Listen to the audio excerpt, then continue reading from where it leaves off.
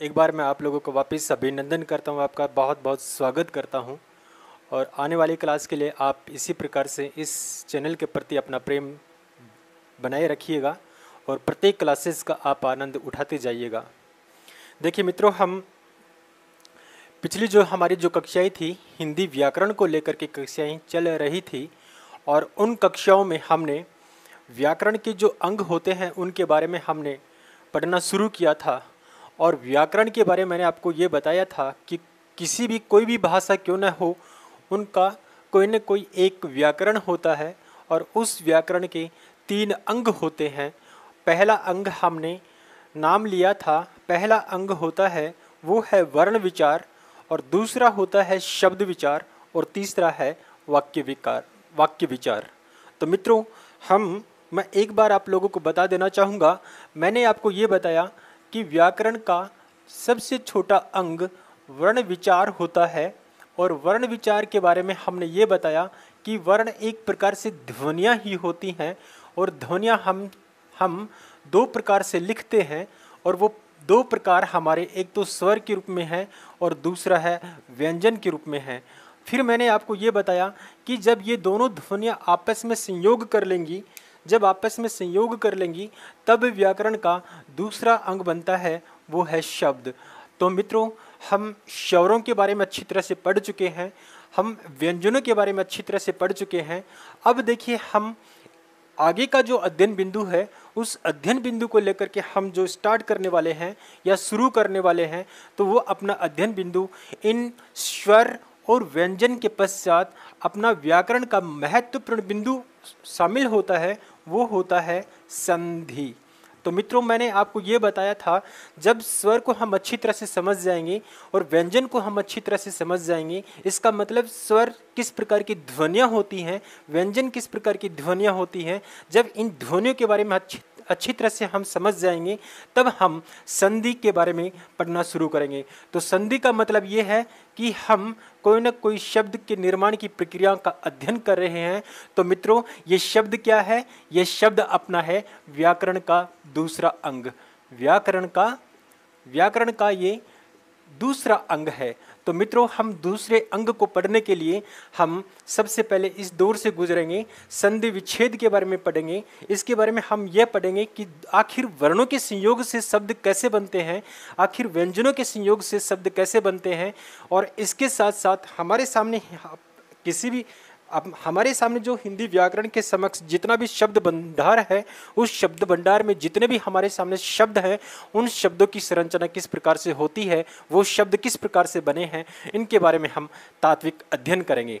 तो मित्रों, हम इस टॉपिक को हम जल्दबाजी से इसलिए आगे बढ़ा रहे हैं ताकि हम बेसिक नॉलेज के आधार पर एक पूर्व पीठिका के तौर पर हम संधि विच्छेद का अध्ययन कर लें, ताकि यह समझ जाएं कि संधि विच्छेद में किन चीज़ों का संयोग होता है, किन चीज़ों का मेल होता है, और कौन से वर्णों का और उन वर्णों में कौन सा स्वर होता है और कौन सा व्यंजन होता है, उन व्यंजनों का और स्वरों का किस प्रकार से मेल या विकार होने के पश्चात शब्द आपस में संयोजित होते हैं, और शब्द संयोजित होने के पश्चात कोई ना कोई उसका अर्थ प्रकट करते हैं। अगर अर्थ प्रकट करता है तो मित्रों, वो ही शाब्दिक अर्थ कहलाता है, शाब्दिक शब्द कहलाता, शाब्दिक वो शब्द कहलाएगा।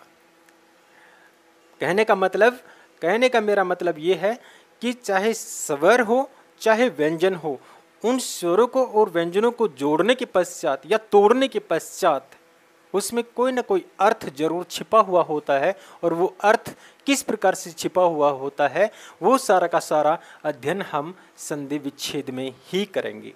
तो मित्रों, हम आज का अध्ययन बिंदु लेके आ रहे हैं, अपना अध्ययन बिंदु है संधि विच्छेद। तो एक बार आप इसे अच्छी तरह से समझिएगा।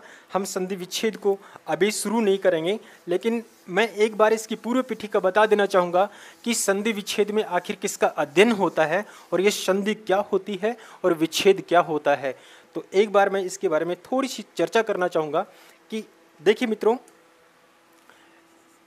कई बार हमने ये पढ़ा है, ये संधि, क्या ये संधि सही है या फिर ये संधि सही है। तो मित्रों, हम संधि को किसी भी प्रकार से लिख सकते हैं, ये दोनों सही हैं, अपनी अपनी जगह बिल्कुल सही है। सबसे पहली व्याख्या अपने सामने हिंदी व्याकरण से संबंधित यही आती है कि आखिर हम इस न को अनुस्वार को सही माने या फिर इस न को सही माने, क्योंकि यह अपनी तात्विक व्याख्या करेगा। कौन करेगा? ये अपना संधि विच्छेद ही इसकी तात्विक व्याख्या करेगा कि यह न सही है या फिर यह न सही है। तो मित्रों, संधि विच्छेद के हिसाब से ये दोनों बिल्कुल सही हैं। अब देखिए, संधि का मतलब होता है मित्रों कि दो या दो से अधिक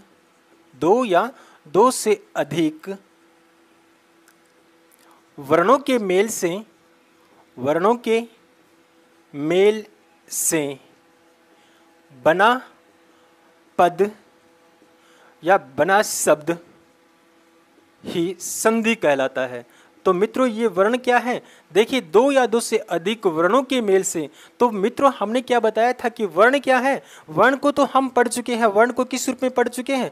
वर्ण को हमने इस प्रकार से पढ़ा है, स्वर और व्यंजन के माध्यम से पढ़ा है, ये वर्ण के मेल से। अब देखिए इसमें क्या लिखा है? दो या दो से अधिक वर्णों के मेल से, चाहे वो स्वर हो या फिर व्यंजन हो, अगर इनका संयोग होगा, इनके मेल से जो भी शब्द बनेगा वो ही हमारा क्या कहलाएगा? संधि। तो मित्रों, आप इस संधि का नाम मिलाप भी बोल सकते हो, मिलाप, या आप संयोग भी बोल सकते हो, या आप संधि भी बोल सकते हो, या मित्रता भी बोल सकते हो, या गठबंधन भी कह सकते हैं, या आप इसको कुछ भी नाम दे सकते हैं। तो इसका मतलब होता है संधि।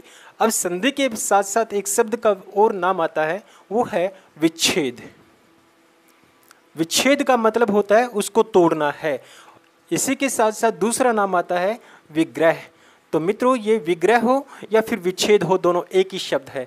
कई बार हमारी कंपटीशन एग्जाम में ये पूछ लिया जाता है कि संधि का सही विलोम क्या होगा।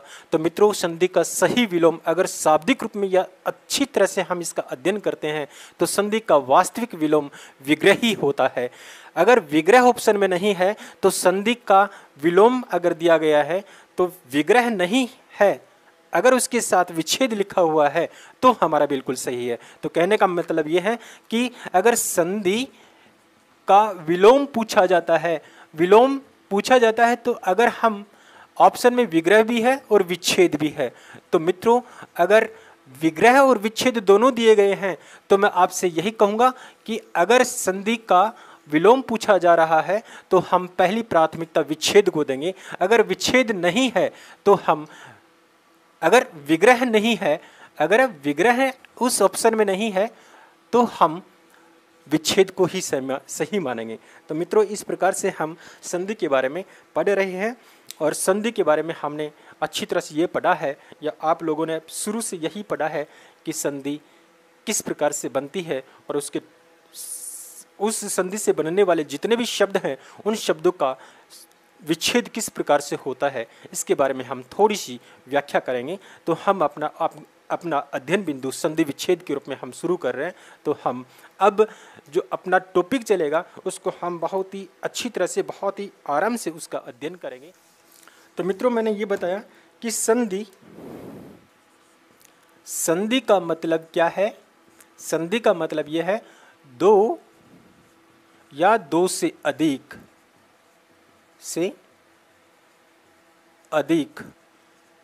किनका मेल? वर्णों का मेल। वर्णों का मेल क्या कहलाता है? ये हो गया संधि। अब इसका उल्टा विग्रह। विग्रह का मतलब इसी का बिल्कुल उल्टा। एक शब्द को दो या दो से अधिक टुकड़े में उसको तोड़ना है, या दो या दो से अधिक भागों में उसका विभाजन करना है। अगर वो विभाजन सही हो जाता है तो समझ लीजिए कि वो उसका सही विग्रह है या उसका सही विच्छेद है। तो मित्रों, तो हम इसी संधि विच्छेद को शुरू कर रहे हैं, और संधि विच्छेद का मतलब यही है, दो या दो से अधिक वर्णों के मेल से अगर कोई शाब्दिक अर्थ निकलता है या उसका अर्थ निकलता है तो ही वो सही शब्द कहलाएगा, नहीं तो वो अन्यथा बिल्कुल भी शब्द नहीं कहलाएगा। तो मित्रों, हमने अब तक यह पढ़ा है, या हमने अपनी जो पूर्व की जो क्लासेज हैं, चाहे हमने छठी क्लास में अध्ययन किया हो या सातवीं क्लास में अध्ययन किया हो या 8वीं या 12वीं या BA लेवल तक हमने जो भी कंपटीशन की तैयारी की है, वहाँ तक हमने यही पढ़ा है। और ये बेसिक नॉलेज है।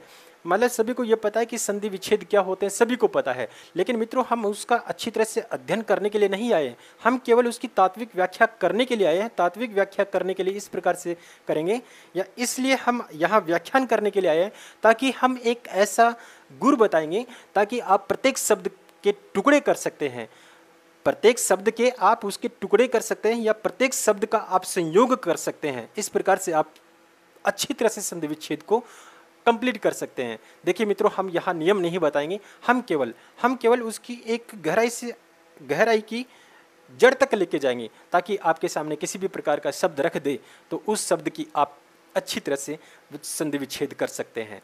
तो देखिए मित्रों, हमने अब तक यह पढ़ा।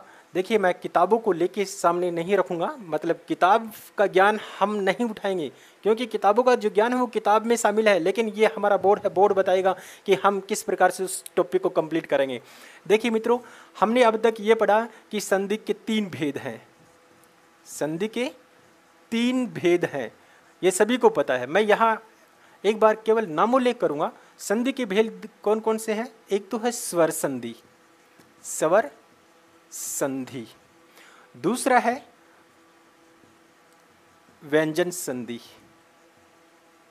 और तीसरा है विसर्ग संधि, विसर्ग संधि। तो मित्रों ये हमारे संधि के भेद हैं, स्वर संधि, व्यंजन संधि और विसर्ग संधि। अब देखिए, हमने स्वर संधि में क्या माना है, क्या मानेंगे, हम व्यंजन संधि में क्या मानेंगे और विसर्ग संधि में क्या मानेंगे। तो मित्रों हम सबसे पहले हम अपना पहला अध्ययन बिंदु लेके आ रहे हैं स्वर संधि के रूप में।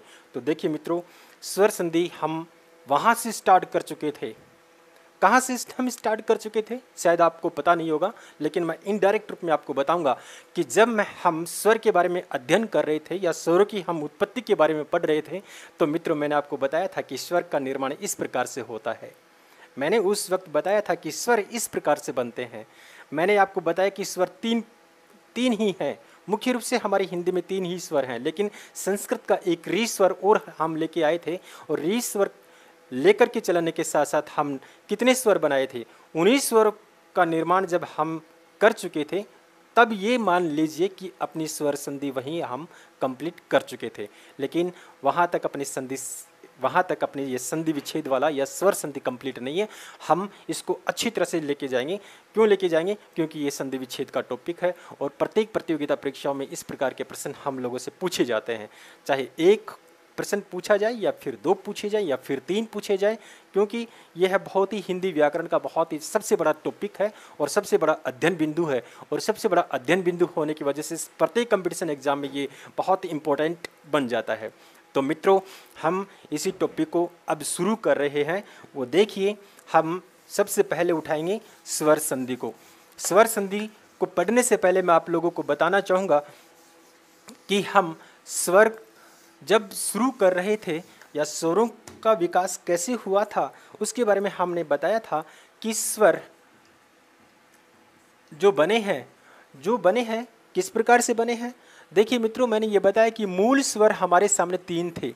मैं एक बार संधि विच्छेद की बात नहीं कर रहा, मैं इस टॉपिक को शुरू नहीं कर रहा, मैं केवल एक प्रकार से पूर्व पीठिका बताऊंगा कि स्वर संधि को आप किस प्रकार से सोल्व कर सकते हैं, स्वर संधि को हम किस प्रकार से उसको हल कर सकते हैं, उसके बारे में हम बता रहे हैं, उसके बारे में हम व्याख्या कर रहे हैं थोड़ी।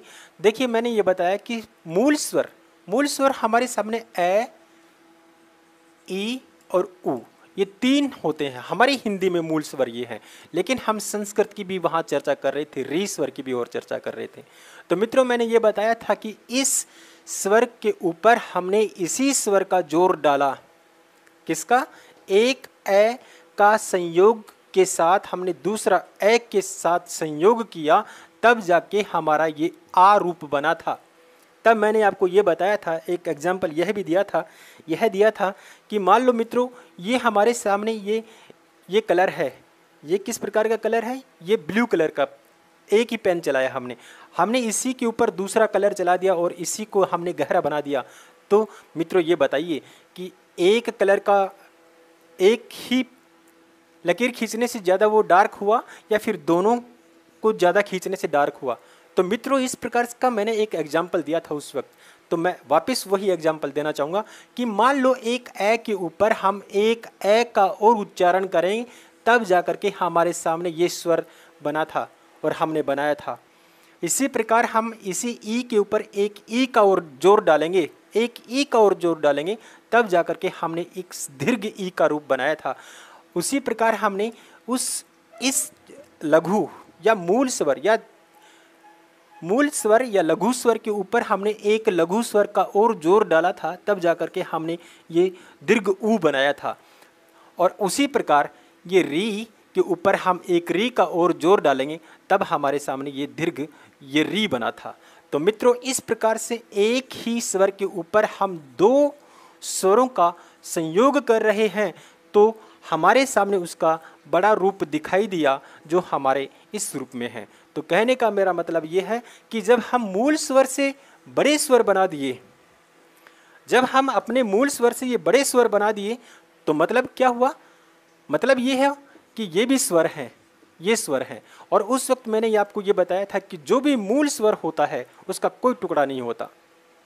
मूल स्वर वही ध्वनियाँ होती है जिसके कोई टुकड़े हो ही नहीं सकते, उससे छोटा और कोई अंग हो ही नहीं सकता। सबसे छोटा अंग ये है, और इसी अंग का हमने दीर्घ रूप बना दिया, ये बना दिया। तो मित्रों कहने का मेरा मतलब ये है कि स्वर संधि में हमने ये पढ़ा था, या हम यह है पढ़ रहे हैं कि स्वर संधि किसे कहेंगे? जो स्वर से ही, स्वर के योग से ही बनने वाले शब्द रूप क्या कहलाते हैं? स्वर संधि कहलाते हैं। अब देखिए स्वर किस योग से ही, चाहे वो एक स्वर हो या फिर दो स्वर हो, एक ही समान प्रकार के स्वर हो या दो भिन्न प्रकार के स्वर हो, किसी भी प्रकार का स्वर क्यों ना हो, जब आपस में संयोग करेंगे, कौन संयोग करेंगे? केवल स्वर ही संयोग करेंगे। स्वर के योग से ही, चाहे वो समान स्वर के हो या फिर असमान स्वर के हो, आपस में योग करेंगे। और योग करने के पश्चात किसी न किसी रूप में वो अवश्य परिवर्तन होंगे। अगर वो स्वर के रूप में परिवर्तन हो रहे हैं तो समझ लीजिए कि वो स्वर संधि का ही एग्जाम्पल है। तो हम चर्चा कर रहे थे कि हमने देखी ये इस एस का निर्माण इस रूप में किया, ई का निर्माण हमने इस रूप में किया, ऊ का निर्माण हमने इस रूप में किया, और री का निर्माण हमने दीर्घ री के रूप में किया। तो कहने का मतलब ये हमारे दीर्घ स्वर बने थे। हमारे क्या बने थे? ये हमारे स्वर बने थे दीर्घ स्वर। ये है हमारे दीर्घ स्वर। किन से बने हैं? इन मूल छोटी सी छोटी इकाइयाँ जो ए, ई और ऊ के संयोग से हमने इनका निर्माण किया था, तब ये बन गए दीर्घ स्वर। तो मित्रों मुझे ये बताइए, क्या स्वर संधि का एक भेद दीर्घ स्वर नहीं है? दीर्घ स्वर संधि नहीं है? दीर्घ स्वर संधि, हाँ बिल्कुल है। आप ये कहेंगे हाँ बिल्कुल है। दीर्घ स्वर संधि का मतलब क्या है? इनके योग से बनने वाले जितने भी स्वर हैं जो इस रूप में हैं, इस रूप का मतलब इस आ की मात्रा का मतलब किसी शब्द में इस रूप में हो। इस ई का मतलब है किसी शब्द में इस मात्रा का रूप हो। इस ऊ का मतलब है किसी शब्द में ये बड़ी ऊ की मात्रा हो। अगर ये किसी शब्द में हमें दिखाई दे रहे हैं, और एक हमारा ये री है, कुछ है कि ये शब्दों में हमें दिखाई देता है, बाकी बहुत ही कम होता है। मुख्य रूप से किसी भी शब्द में ये आ की मात्रा, किसी भी शब्द में ये ई की मात्रा और किसी भी शब्द में ये ऊ की मात्रा हो, तो समझ लेना कि वो दीर्घ संधि का ही एक एग्जाम्पल है। और उसको हम तोड़ेंगे कैसे? तोड़ेंगे हम इस प्रकार से ही तोड़ेंगे। और कैसे तोड़ेंगे, किस प्रकार से तोड़ेंगे, उसका एक्सप्लेन हम बहुत अच्छी तरह से बताएंगे। एक ही तरीका बताएंगे, हम कोई एग्जाम्पल आपके सामने नहीं रखेंगे। मैं केवल आपको 4 बिंदु बताऊंगा, और 4 बिंदुओं में आपकी सारी स्वर संधि, चाहे व्यंजन संधि हो या फिर विसर्ग संधि हो, वो सारी की सारी कंप्लीट करवा दूंगा। लेकिन हमें केवल 4 बिंदुओं के ऊपर मुख्य रूप से ध्यान रखना है। मुख्य रूप से कितने बिंदु होंगे? हमारे केवल 4 बिंदु होंगे, और उन 4 बिंदुओं के ऊपर पूरी की पूरी संधि विच्छेद टिकी हुई है। हमें कोई नियमों में पढ़ने की आवश्यकता नहीं है, क्योंकि संधि विच्छेद में इतने नियम हैं। अगर हम उन नियमों की गहराई में उलझते जाएंगे तो मित्रों ये स्वाभाविक है कि हम उतने ही बोझिल होते जाएंगे। तो मित्रों ये क्लास बोझिल होने वाली बात नहीं करेंगे। इस क्लास में हम बोझिल ताकि हम बात नहीं करेंगे, हम बिल्कुल बेबाक होकर के अपनी कंसेप्ट क्लियर करेंगे, और कंसेप्ट क्लियर हो जाएगी तो समझ लीजिए कि हम उस बिंदु को अच्छी तरह से सॉल्व कर सकते हैं। तो मित्रों ये देखिए, हमारी ये जो कक्षाएँ हैं बहुत ही शानदार कक्षाएँ के रूप में होंगी, और मैं ये बताना चाहूँगा कि देखिए स्वर हमने ए, ई और उ, री के रूप में हमने इस रूप में निकाला, और अब देखिए हमने ये बताया कि स्वर हमने बनाए थे, उस वक्त स्वर हमने बनाए थे किस रूप में बनाए थे? हमने मित्रों स्वर बनाए थे ए, हमने स्वर इस रूप में बनाए ए, ई, उ। इन तीनों के योग से हमने आ, ई, उ बनाए। अब फिर मैंने क्या बताया था उस वक्त स्वर वाले टॉपिक में मैंने बताया था, फिर मैंने ये बताया ए और आ का निर्माण तो हमने कर ही लिया, और उसके बाद में हमने ई का भी निर्माण कर लिया और एक ई का भी निर्माण कर लिया। अगर इनमें से हम संयोग करेंगे तब हम ए का निर्माण बनाया था, या हमने ए ही बनाया था। ए का मतलब ये हो गया ए प्लस ई का निर्माण हमने किया, तब जा करके हमने इस स्वर का निर्माण किया था, या ए स्वर और ई स्वर का संयोग किया, या हम एक साथ इन दोनों स्वरों का उच्चारण करेंगे तब जाकर के हमारा ये स्वर बना था। तो इस प्रकार से मेरे मित्रों हम इसको बहुत बारीकी से पढ़ चुके हैं, लेकिन समय अभाव की वजह से हम यहाँ इसकी इतनी गंभीर व्याख्या नहीं करेंगे, इतनी विस्तृत व्याख्या नहीं करेंगे। हम केवल अपने अध्ययन बिंदु के ऊपर आएंगे, और अध्ययन बिंदु अपना ये कहता है कि इस व्याख्या नहीं, इसी संधि विच्छेद में भेद जो होते हैं, भेद एक नंबर का हो गया दीर्घ संधि, दूसरा है गुण संधि, तीसरा है वृद्धि संधि,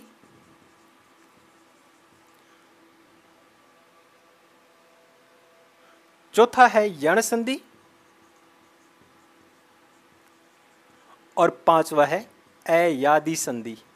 अब मित्रों ये अयादि संधि क्या है, ये गुण संधि क्या है, ये सब क्या है, इनके बारे में हम बहुत अच्छी तरह से स्वरों के बारे में हम जब पढ़ रहे थे उस वक्त हमने बहुत अच्छी तरह से इसका विश्लेषण किया था। लेकिन मैं ये बताना चाहूँगा कि ये जो संधि विच्छेद वाला पार्ट है, इसको हम केवल स्वरों, हमारे सामने जितने भी स्वर हैं उन स्वरों को लेकर के हम चर्चा करें।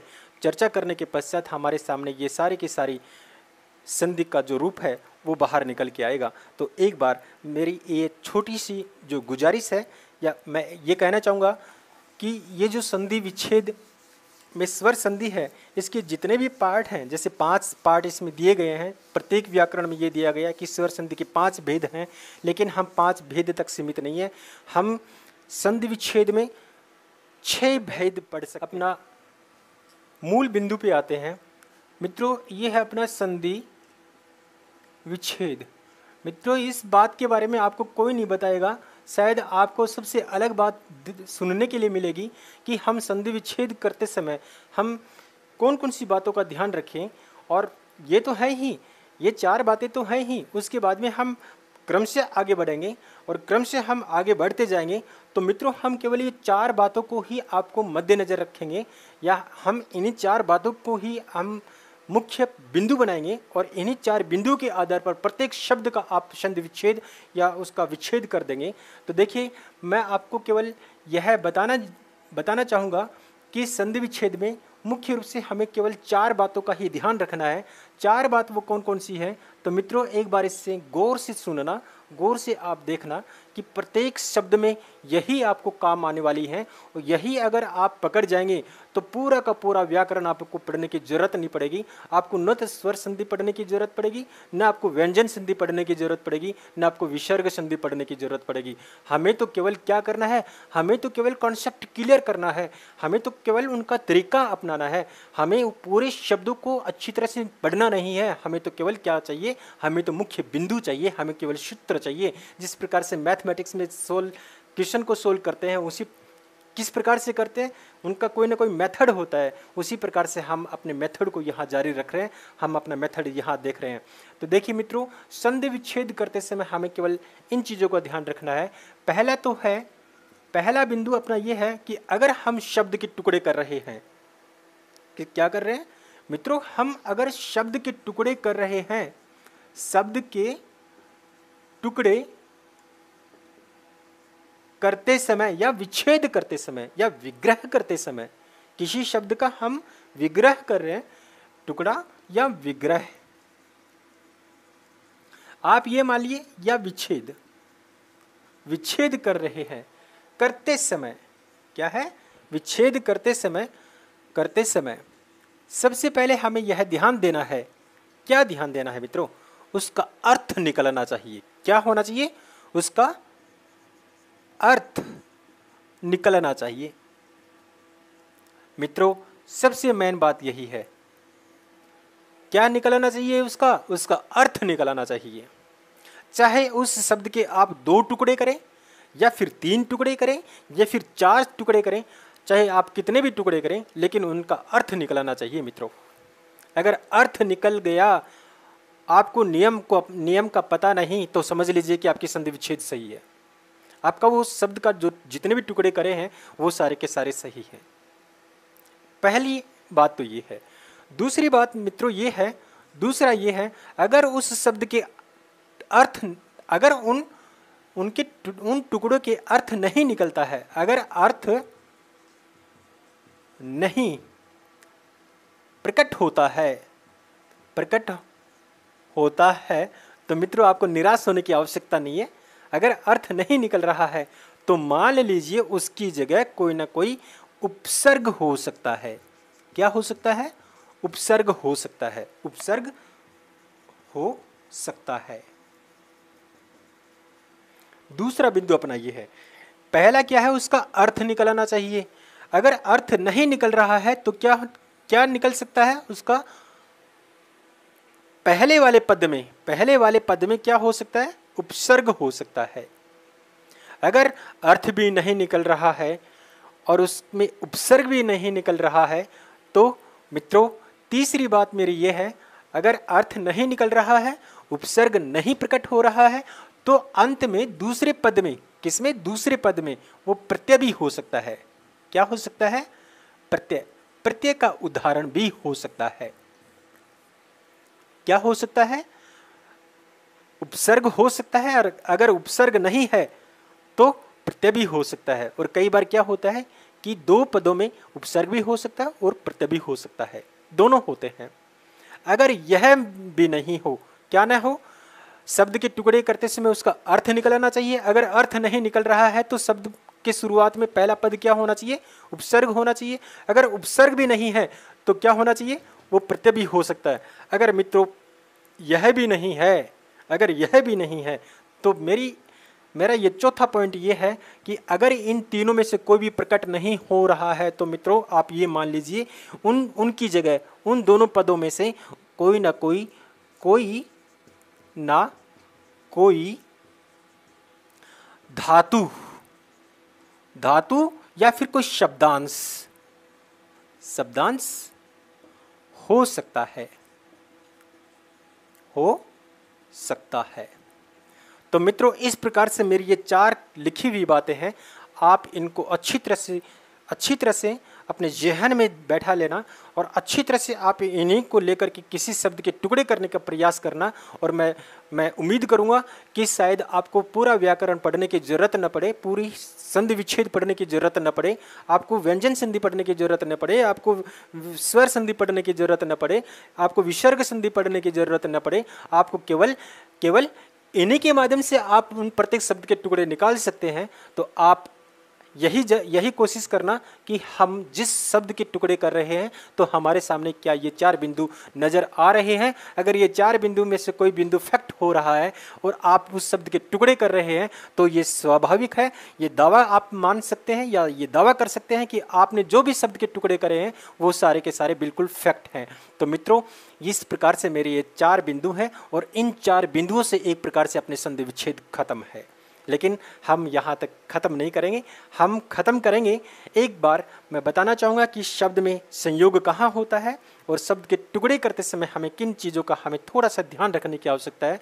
उसके बाद में हम अपना तात्विक व्याख्यान स्वर संधि के रूप में, व्यंजन संधि के रूप में और विसर्ग संधि के रूप में लेके जाएंगे।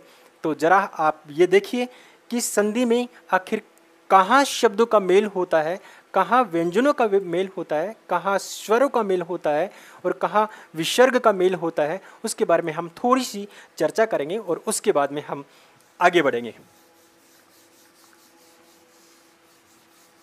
तो मित्रों वो देखिए,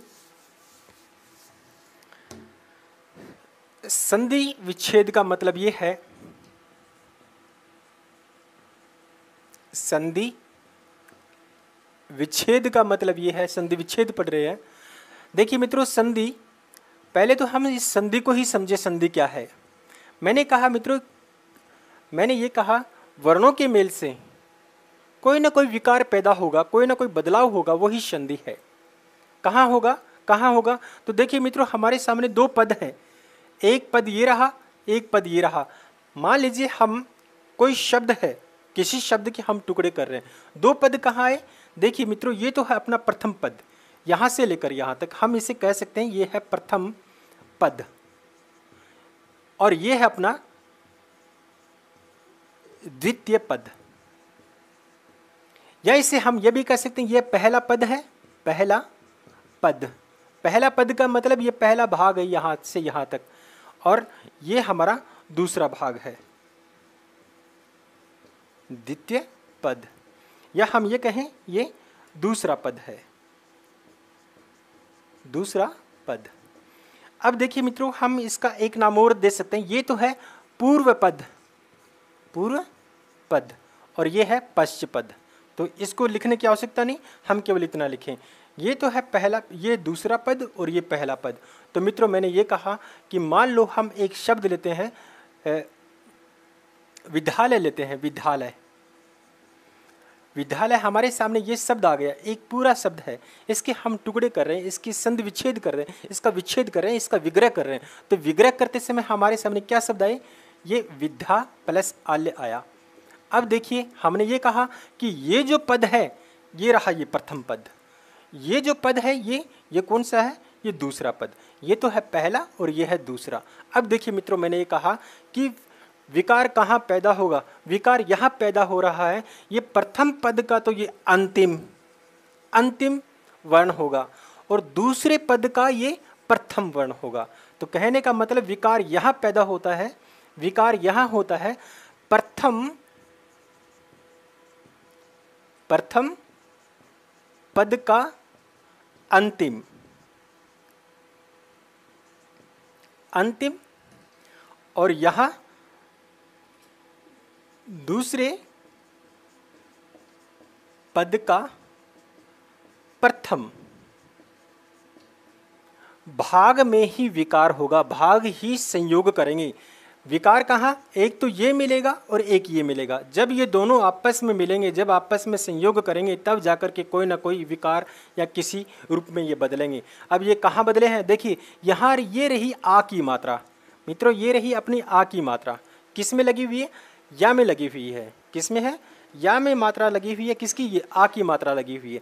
तो ये आ ये रहा कहाँ? इस प्रथम पद का ये अंतिम स्वर तो ये रहा, और दूसरे पद का प्रथम क्या है? प्रथम ये स्वर है, ये रहा प्रथम पद, दूसरे प्रथम स्वर दूसरे पद का। तो मित्रों ये और ये आपस में मिला है, तब जाकर के ये आ ही बना है। तो इस प्रकार से अगर हम शब्द को जोड़ते हैं, अगर हम शब्द को जोड़ते हैं और जोड़ने के पश्चात किसी मात्रा में परिवर्तन होता है या बदलाव होता है, वो ही एक प्रकार से अपना विकार या वो ही एक प्रकार का बदलाव या एक ही प्रकार की संधि मानी जाती है। चाहे वो संधि किसी भी रूप में क्यों ना हो, किसी भी रूप में, किस प्रकार से वो शब्द किस रूप में होगी? वो तीन प्रकार से होगी। वो तीन प्रकार से कैसे होगी और किन किन रूप में होगी वो देखिएगा। देखिए मित्रों, ये जो विकार है, ये जो हमारा विकार हमने पैदा किया है या हमने बनाया है, या इस प्रकार से हमने शब्द को जोड़ने के पश्चात इस प्रकार की मात्रा में परिवर्तन हुआ है, वो किस रूप में आएगा? वो जरूरी नहीं कि वो स्वर में ही बदले, जरूरी नहीं कि वो विसर्ग में हो, ये किसी भी रूप में हो सकता है, लेकिन होंगे कब? उसके सामने 6 शर्तें हैं। कितनी शर्तें हैं? मात्र 6 शर्तें हैं, और 6 शर्तें किस रूप में होंगी वो देखिएगा। देखिए मित्रों, अगर प्रथम पद का अंतिम अगर कोई स्वर होता है, क्या? प्रथम पद का अंतिम वर्ण स्वर होता है और दूसरे पद का प्रथम स्वर, प्रथम दूसरे पद का प्रथम भी स्वर होता है, भी स्वर होता तो उनका संयोग होगा। तो उनका संयोग होगा किस रूप में होगा? तो उनका संयोग मित्रों वो स्वर के रूप में ही होगा, चाहे स्वर किसी भी रूप में क्यों ना हो। दूसरा विकार होगा किस रूप में? अगर स्वर के बाद में व्यंजन आ रहे हैं, क्या रे व्यंजन आ रहे हैं, तो भी उसमें विकार पैदा होगा। तो विकार किस रूप में होगा? अगर स्वर के रूप में कोई व्यंजन आ रहा है तो मित्रों हमेशा वो व्यंजन में ही परिवर्तन होगा। किस में परिवर्तन होगा? व्यंजन में होगा। तीसरी शर्त यह है कि अगर व्यंजन के पश्चात, व्यंजन के बाद में स्वर आ रहा है, क्या आ रहा है? व्यंजन के बाद में स्वर आ रहा है, या पहले पद में अंतिम वर्ण व्यंजन है और दूसरे पद के प्रथम में स्वर है, तब भी वो व्यंजन संधि का ही उदाहरण होगा। किसका उदाहरण होगा? व्यंजन संधि का। अगला है 4 नंबर की शर्त मेरी ये है कि अगर व्यंजन का मतलब प्रथम पद का अंतिम वर्ण व्यंजन है और दूसरे पद का प्रथम वर्ण व्यंजन है तो भी उसका परिवर्तन किस में होगा? व्यंजन में ही होगा। अगला है शर्तें ही संधि विच्छेद में लागू होती हैं। अगर ये 6 शर्तें यहाँ शब्दों के रूप में प्रकट हो रही है तो समझ लीजिए कि वो संधि का उदाहरण है। अगर इनका एग्जाम्पल हमारे शब्दों के टुकड़े करने पर नहीं होता है तो समझ लीजिए कि वो संधि से बिल्कुल बाहर है। तो कहने का मेरा मतलब ये है कि स्वर के पश्चात अगर स्वर आ जाए, इसका मतलब ये प्रथम पद का अंतिम वर्ण, ये दूसरे पद का प्रथम वर्ण, ये है प्रथम पद का अंतिम वर्ण और ये है दूसरे पद का प्रथम वर्ण। ये है कहने का मेरा मतलब ये है कि ये जो भाग है ये है प्रथम पद का प्रथम पद, और ये जो हमने लिखा है ये है दूसरा पद। ये क्या है? दूसरे पद का अंतिम वर्ण होगा। तो मित्रों इस प्रकार से हमारे ये 6 नियम हैं और ये 6 नियम ही अपने संधि विच्छेद में लागू होते हैं और इससे इन नियमों से बिल्कुल भी बाहर कुछ भी नहीं है। अगर इस प्रकार के हमारे को टुकड़े करने हैं तो मेरी कही हुई वो 4 बातें आपको ध्यान रखनी है कि उसमें क्या निकलना चाहिए। इन दोनों के टुकड़े करते समय क्या निकल आना चाहिए? उसका अर्थ निकल आना चाहिए। अगर अर्थ नहीं निकल रहा है तो उस अर्थ की जगह कोई ना कोई उपसर्ग हो सकता है। अगर उपसर्ग भी प्रकट नहीं हो रहा है तो समझ लीजिए कि वहाँ कोई ना कोई प्रत्यय हो सकता है। अगर प्रत्यय, उपसर्ग या उसका अर्थ नहीं निकल रहा है तो उन पदों की जगह कोई धातु हो सकती है या फिर कोई शब्दांश हो सकता है।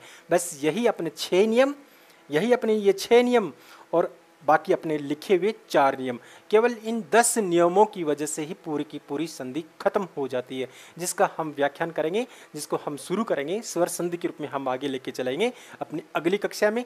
तब तक के लिए मैं आपसे शुक्रिया चाहूँगा। धन्यवाद।